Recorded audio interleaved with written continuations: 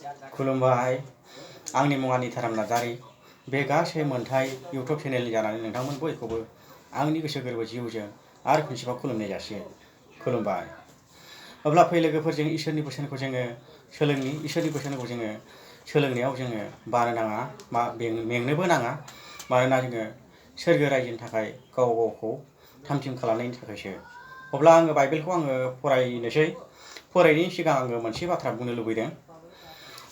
बुंनाया बेनो मानोना बे चेनेला गोदान चेनेल अन्नानैहाय नोंथाङा चेनेलावहाय गोदानब्ला एबा भिडिअखौ नायगासिनो दंब्ला नोंथाङा चेनेलखौ साबस्क्राइब खालामनानै होदो आरो लाइक शेयार कमेन्ट खालामनानै होदो मानोना नोंथाङाबो सासे बे सोरगो रायजोनि सासे इसोरनि फिसा बेनिखायनो अन्नानैहाय चेनेलखौ साबस्क्राइब खालामनो थाखाय दाबाव।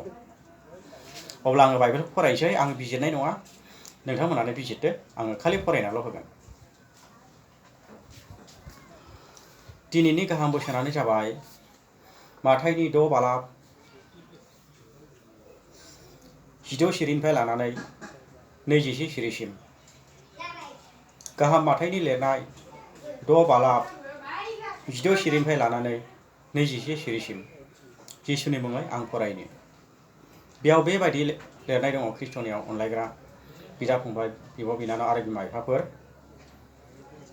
उदै बासिनायनि बिसय।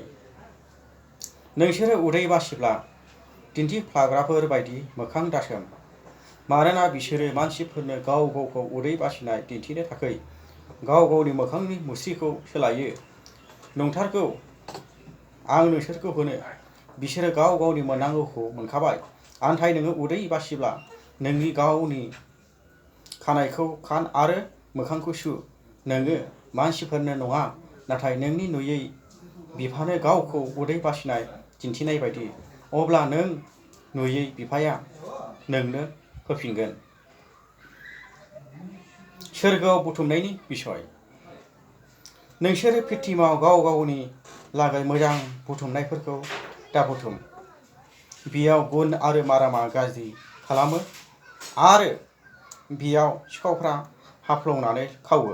आन्थाय सोरगोआव गाव गावनि लागै मोजां बुथुमनायखौ बुथुम बेयाव गुनआबो मारामाबो गाज्रि खालामा आरो बेयाव सिखावफ्राबो हाफ्लंनानै खावा।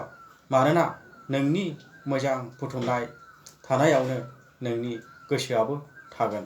जिसुनि मुङै आमेन।